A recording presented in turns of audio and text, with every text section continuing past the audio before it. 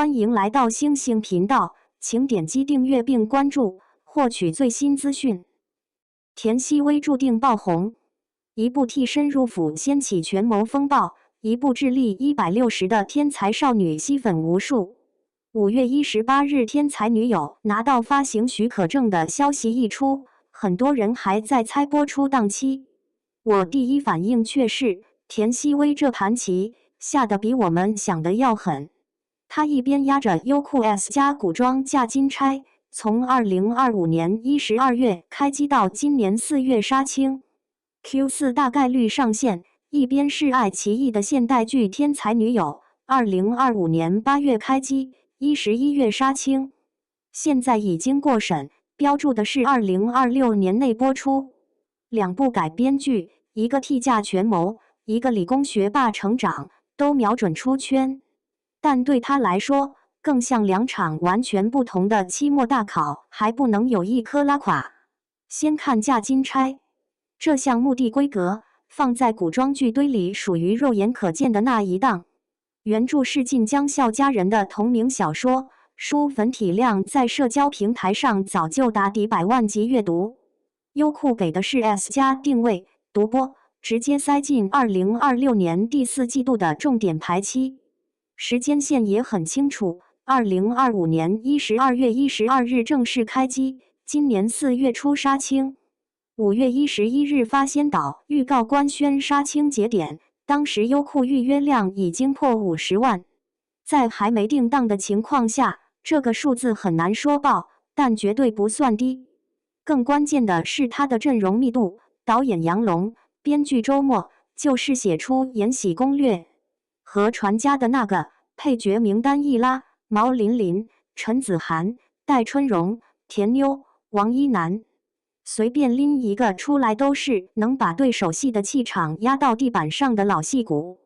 在这样的班底里，田曦薇接的是双重身份，真千金魏饶加假千金君代。剧里早期魏饶化名阿丑，是个夜香女，要演出那种指甲缝里都是柴火灰，为养母看病天天想办法搞钱的底层生存感。君代则从小锦衣玉食，日常是风刮大一点都觉得是下人没伺候好的骄纵。这不是简单的换个造型调个妆容就算分饰两角，是同一张脸上要长出2套完全不同的阶级逻辑。一个认命环境但不认输命运，一个被宠到恶意都理所当然。观众盯得最死的恰恰是这里，你哪怕有一秒让人觉得他在演坏，这条假千金线就直接垮掉。更刺激的是对手盘，你想象一下，毛琳琳那种锋利，陈子涵的稳，戴春荣的狠，田妞的松弛，王一楠的狠辣幽默，这几个站在你对面不需要抬嗓门，年轻演员眼神里的虚浮就会被放大。嫁金钗这类古装权谋加真假千金的混合体，本身就很依赖人物的细腻层次才能撑起 S+ 的体面。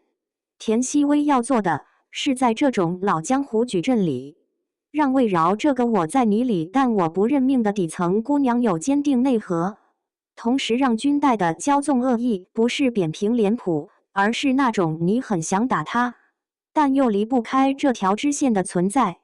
这种表演要求，对一个还背着4、5部甜宠滤镜的95花来说，确实接近电击疗法。另一边的天才女友，则是完全不同的考题。很多网友一开始连平台都搞错了，以为是腾讯，实际出品方和独播方是爱奇艺。导演是拍《前任》系列的田雨生，28集，主演田曦薇加胡一天。他的项目节奏比嫁金钗还快，2025年8月7日就开机，11月17日杀青。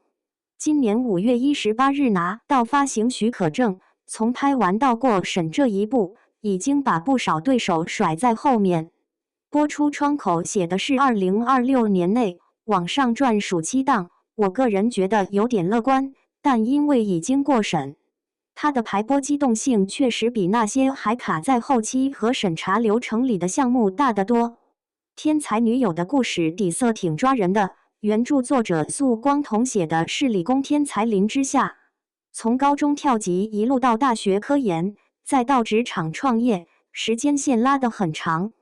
设定给得很极致，智商160，记忆力顶尖，深夜实验室里对数据较真到哭都要等下班再哭。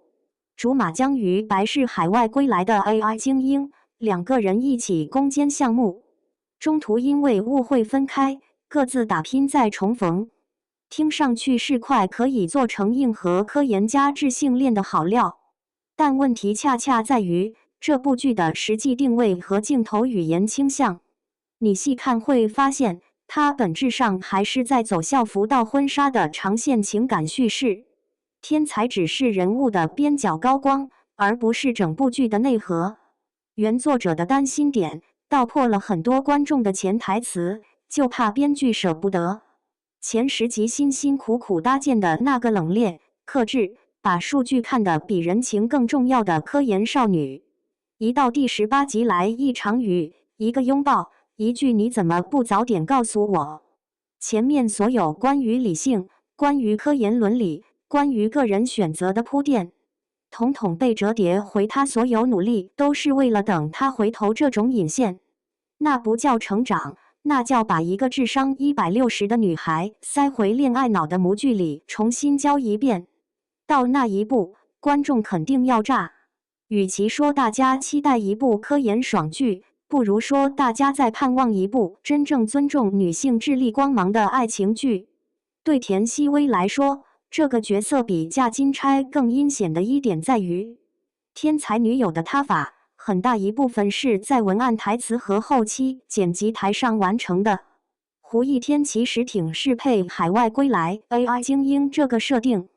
他本人的清冷气质、寡淡感和这种角色有天然契合。但导演田雨生长期做的是商业爱情片，他的惯性一定更熟悉情感节奏，而不是科研流程细节。这意味着林之夏能不能天才得起来，有一半生杀大权不在演员，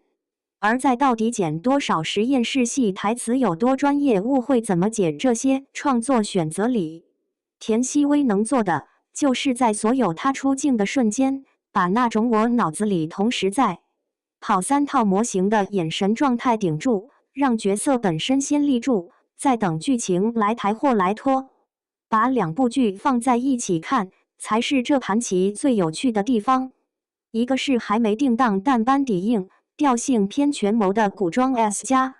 一个是已过审、播出确定性极高的现代学霸剧。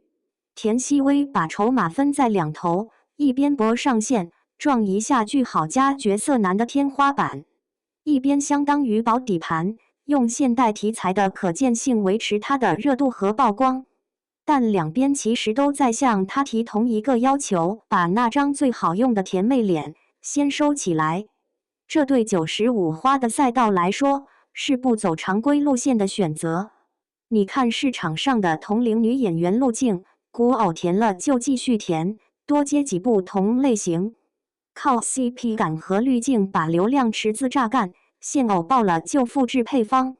找差不多的男主，差不多的职场设定，换汤不换药。观众记忆本来就短，2-3年内看着像稳定输出，资本也安心。但田曦薇现在手上最核心的3张牌，嫁金钗天才女友归鸾原名掌中雀，再一次和李弘毅合作，有2个都是主动和甜宠划开界限的冒险，一个要下泥的演叶湘女假千金，跟一堆老戏骨过招，一个要把甜笑收搅干净，换成冷冽克制的理工直球。你说这是转型，其实更准确的形容是，他在把甜妹从自己简历的主职业往备注栏里拽。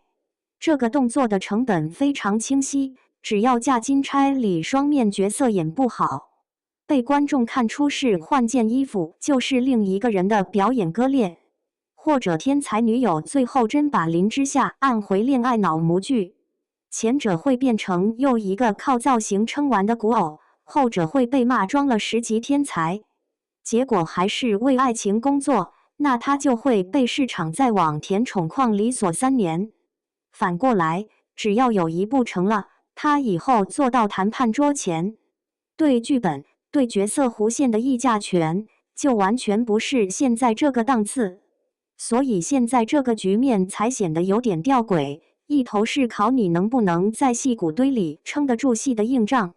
一头是考你能不能把人设给的天才感守住不被剧本吃掉的持久战。田曦薇把自己撕成两半再粘回去，在泥地里爬的为饶阿丑军带，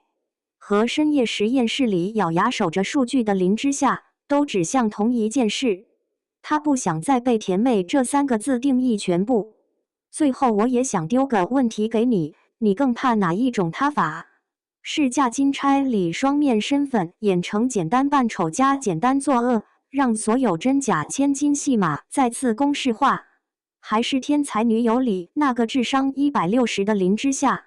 到最后一集仍然要等男主一句台词来解开他所有心结？评论区说说，你更能接受哪种风险？市场很现实，几年之后，这2部剧的表现会给出答案。希望到时候我们还能用敢赌来形容它，而不是可惜。